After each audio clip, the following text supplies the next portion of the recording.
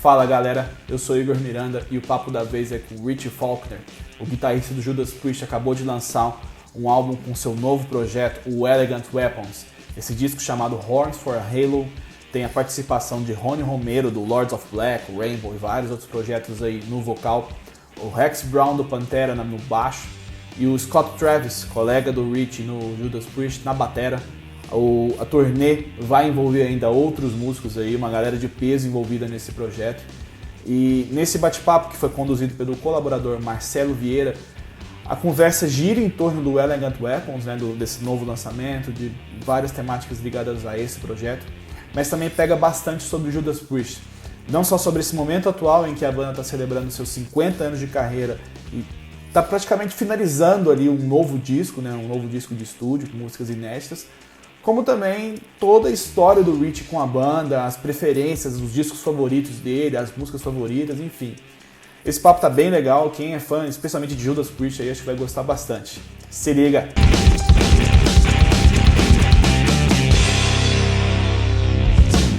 How and when did the idea to form Elegant Weapons come about? Well, it's a long answer. It's always been in my mind. So, when I first joined Judas Priest, it was on the Epitaph tour. So it was the farewell tour. Luckily, that wasn't the case. Priest is still around. We're still touring. We're still making music, which is fantastic. But at the time, that wasn't the idea. So it was in my brain early on that I had to start thinking about what I'm going to be doing outside of Judas Priest. So that was when I first started thinking about something like this. But then, I wanted to dedicate time to Priest. I wanted that to be my. I mean, if Priest, ask me to be their guitar player, I'm going to be Priest's guitar player. I'm not going to be in Judas Priest and then like straight away listen to my other band. That's not the way I think you should do things. So about 10 years later, we had this pandemic thing. No one was touring.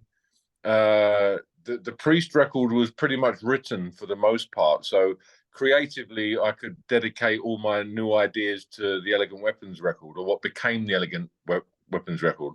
And we had time to actually get those ideas together. So during the pandemic, I got all the ideas that I've been working on throughout the year. I might have had like bits and pieces of songs here or some riffs here and some melodies there. And the pandemic really enabled me, it let me have the time to get these ideas together and, think, did I have songs? Did I have an EP? Did I have an album? Did I have a band? And I went from there, really. So that's where it came about. And I wanted something that sounded different to Priest. I didn't want something that sounded the same. There'd be no point. I wanted something that was a different part of my DNA, So I think it did that. It's a bit more bluesy in places. So and that's the long answer, really. That's how it came about. It's always been part of Priest. I joined Priest after 40 years. So it's always been in my mind, really, what I'm going to do after, Priest aren't, touring anymore or whatever it may be. So yeah, that's kind of how it came about, really. And how would you describe the sound and the style of Elegant Weapons? I think it's somewhere between a hard rock and metal. I don't think it's complete. It's not like, as I said before, it's not Judas Priest metal.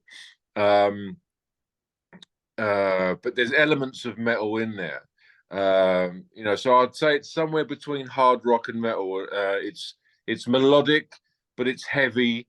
I'd say it's always difficult to describe your own music, really, because I think it's up to the listener to describe it.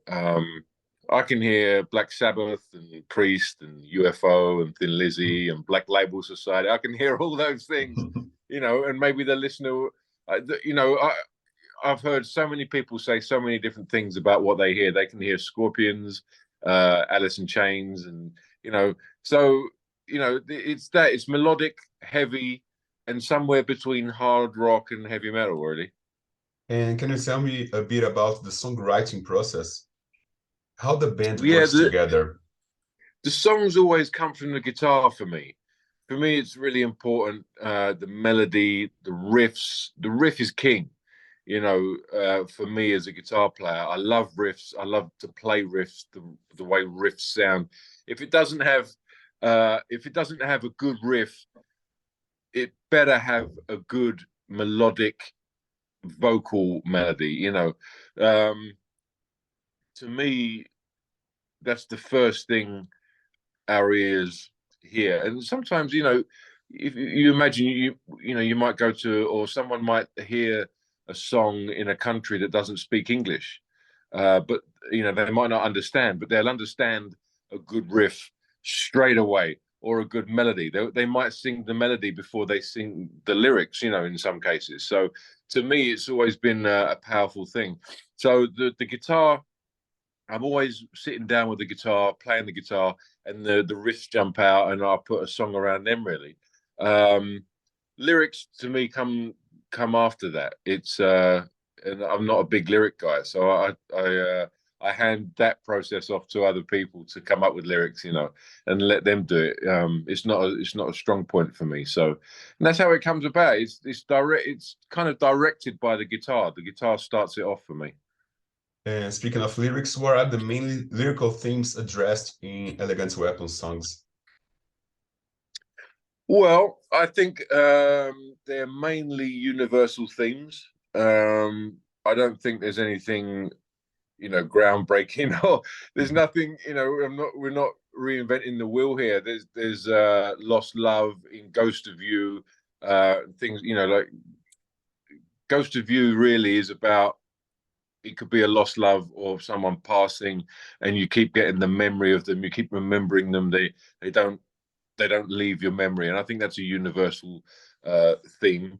Blind Leading the Blind is about well, in this case it's a bit of a dramatic way of looking at it, but it's a bit of a, like a tyrannical figure leading people, and he doesn't really know what he's doing, which is a universal theme as well. You know, you get people in organizations and different things like that that take advantage of people, and it's up to us really to come up with our own ways of working things out.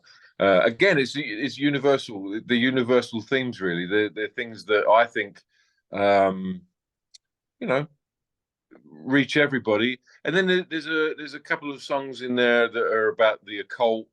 Songs like White Horse, it touches on the occult, which I'm a, you know, I like the, you know, I don't necessarily believe in it all, but I find it very interesting, you know. So yeah, it's stuff in there. Dead Man Walking, Dead Man Walking Through the Fire, you know. Again, I keep saying it, but I think they're universal themes that people can take things from. You know, I don't like to say too much about lyrics. I like people to take their own impressions from the lyrics. I think that's an important thing.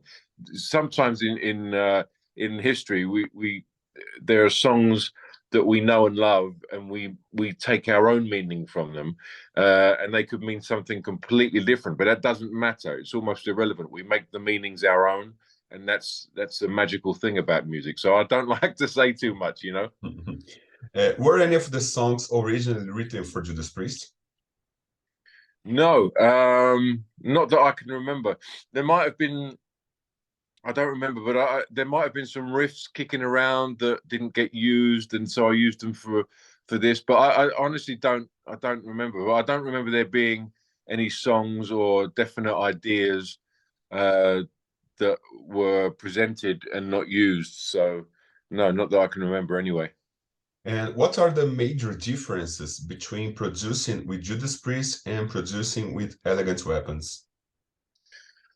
Well, in this case, there was obviously with Priest, it's usually, you know, I'm working on the last two records and the new one with Priest. I'm working with Glenn Tipton, Rob Halford, and you know, we bounce ideas off of each other like that.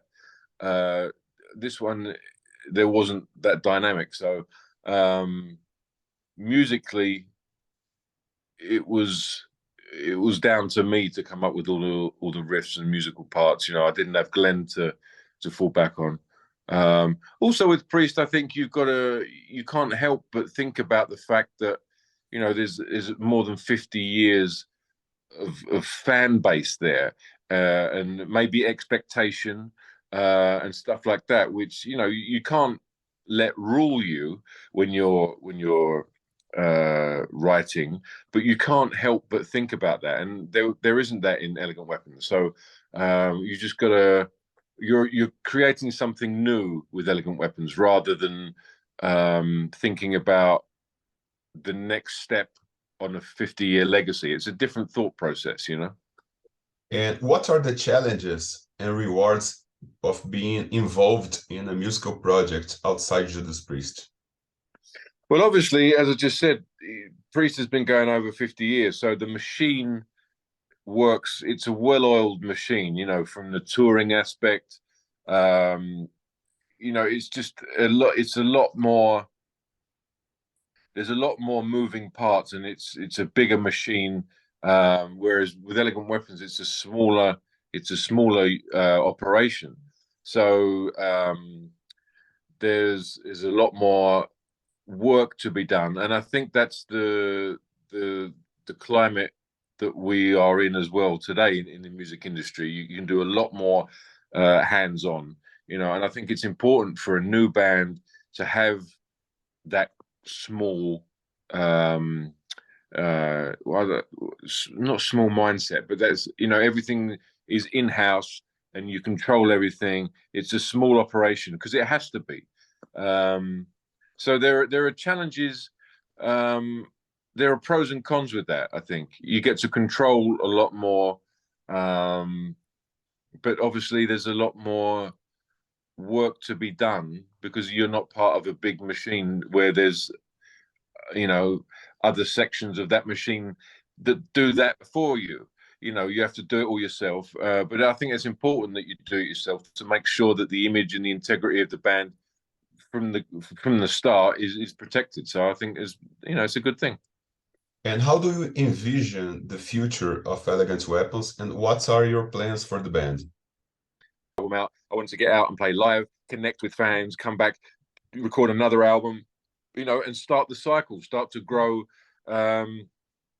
And the guys in the band, you know, I've got obviously Ronnie Romero, who's a fantastic singer, Christopher Williams on drums, Davey Rimmer on bass, the fantastic musical characters.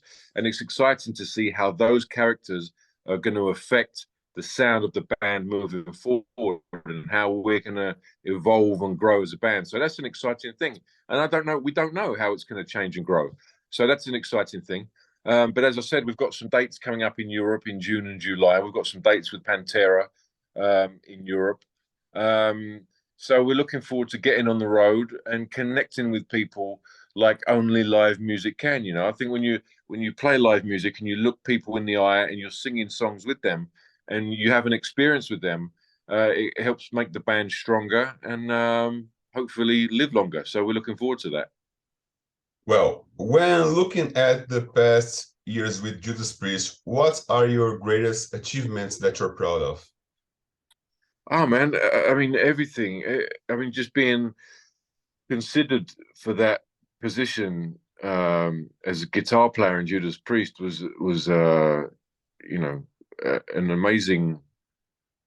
Just being considered and then getting the gig and going out on tour and representing not only the band but metal, and, you know, standing up there on stage after KK left, but continuing that legacy and all that stuff, man. You can't. I mean, as a guitar player, you can't really ask for a higher honor, you know, and to be up there with those guys representing that music and the fans around the world, you know, that's massive, man. I mean, so I'm incredibly grateful for the band and the fans for that opportunity, you know. But then subsequently there's been, you know, albums, you know, writing albums, and hopefully every album you write gets quote unquote better, or better sound, or better songs, or you become a better songwriter. So I think you're always trying to strive for that better achievement. Or, you know, I don't think you ever think, I mean, just being up there is an achievement, really. You know, coming from where I come from, you know, playing bars and clubs in London, to standing on stage with Judas Priest upholding that legacy is an achievement, you know. But I don't think you ever stop trying to get a better one, you know. As I said, a better album, a better song, a better gig, all that sort of stuff. So yeah, hopefully there's going to be higher achievements for the greater good, you know. Is there a particular song you contributed that holds a special meaning to you? They all do, really. They've all got, you know, you put, you know, a lot into them because you want them to be the best. As I was just talking about, you know, you want them to be the best. And they've all got memories attached to them, you know, writing them, playing them live. Halls of Valhalla has got a special memory, maybe because it was one of the first ones that I remember coming up with, like the riff parts and putting it down, and we still play that live sometimes, and you know, so maybe that one. But yeah, but like, I don't know, like they all have different. You connect with them in different ways, and they all have different meanings for sure. And what are your favorite Judas Priest songs to perform live? Oh, I love the Sentinel.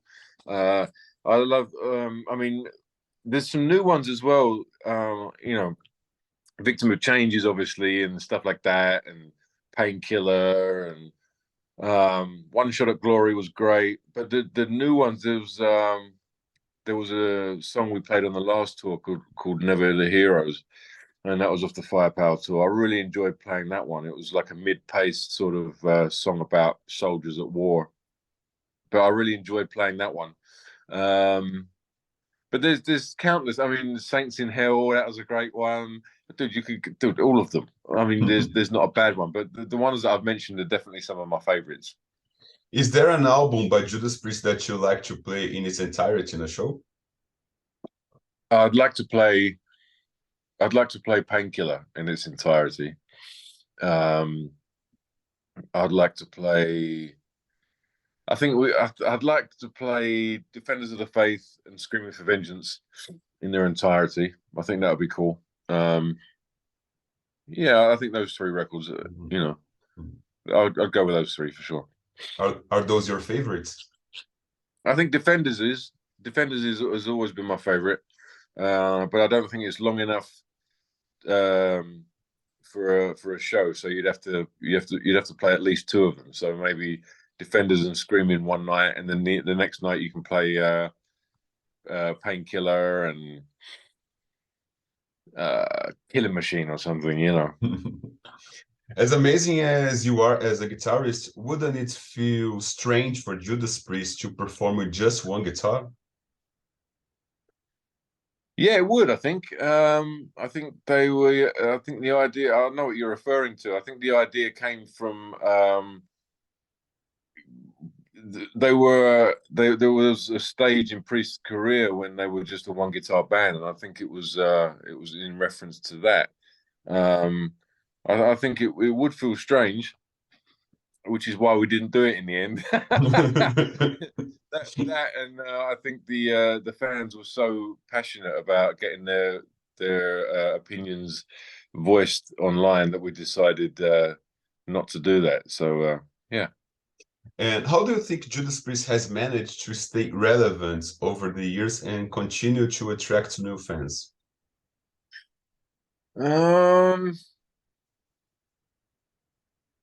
Well, I don't know if they always have. I think they did. They've always done what Judas Priest do, but I think there was a stage around. When was it? There was a point where no metal was really relevant, but they didn't. I don't think they really changed too much a lot of bands changed a lot to try and fit in with that, and I don't think Priest did. And ultimately, the world came back around. Around, I think Rob left. Ripper came in. They did a couple of records. I think around that time, no metal was really relevant. But I don't think Priest really changed. They just stuck to their guns, and the records were different, sure, but it was still the same process. I think that Priest were kind of trying to create Priest music, and I just think the world came back around. There's times change. You can't always be relevant, but I think bands like Priest, AC/DC, Maiden, they kind of carried on doing what they did. That's my take on it, anyway.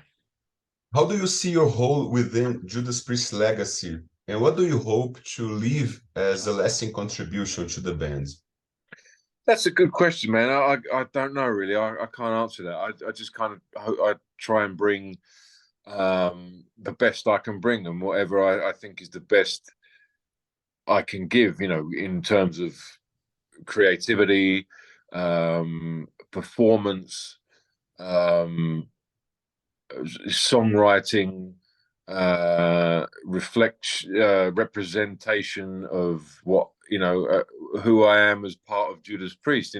That's all I can do, really. As I said, when you're a part of that legacy, I haven't been there very long, but I mean, even if you've been there for 2 weeks, you're representing a legacy that's been there for 50 years, and that's a big thing. So all you can do is bring the best you can bring, and represent what's been there for 50 years before you, and be grateful for the fans that put the band there for 50 years. That's all you can do, and hopefully you do the right thing. Can you give us any insights regarding the new album? Yeah, I mean, not really. I mean, I think it's almost completed. We don't know quite when it's going to be out. I think there's the manufacturing process really is what's going to be the main thing next. But I think it's almost finished on the tracking process. So everything's almost recorded. We've just got to mix it and master it and then get it manufactured and released. So the manufacturing process might take a while. I think vinyl takes a while these days to actually make the vinyl. So it's dependent on that. But I think as far as tracking goes, I think it's almost done and it's sounding fantastic. I'm going to say that, but if I didn't say that, there would be no point in putting out a new record. If it didn't sound what we think is fantastic and what we think is, the best we can do, then there'd be no point in putting out a record. So we think it's sounding great. There's a great selection of songs there, and we can't wait for the world to hear it. And how many songs did you record for the album? That's a great question. There's a few there. I don't think they're all going to make it. So we've got more than we need, and I don't remember how many there are. But we'll have to cut some off maybe to get like a good. We don't want it to be like 25 songs. It's not 25, but we don't want it to be too long. We want it to be, a good amount without being too long. So I can't remember how many there are, but we'll probably have to cut a few, to make the main album nice and concise and a nice, appropriate sounding album. And let's move on to September 26, 2021. You suffered an aortic aneurysm on stage and were rushed to the hospital. How did you realize that something was wrong?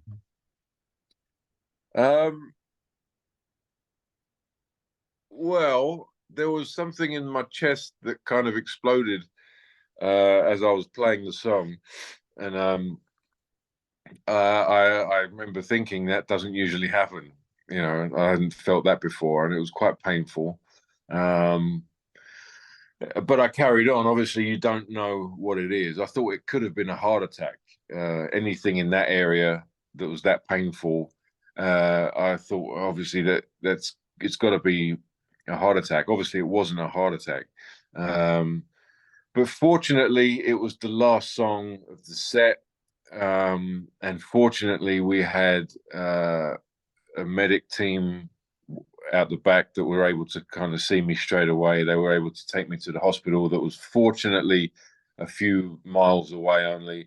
And fortunately, it was if not the best heart hospital in the US, and they were able to get me straight into the operating room, and they saved my life, man. I mean, it was one of those things where some people don't always get to the hospital before, they go down, they don't get up.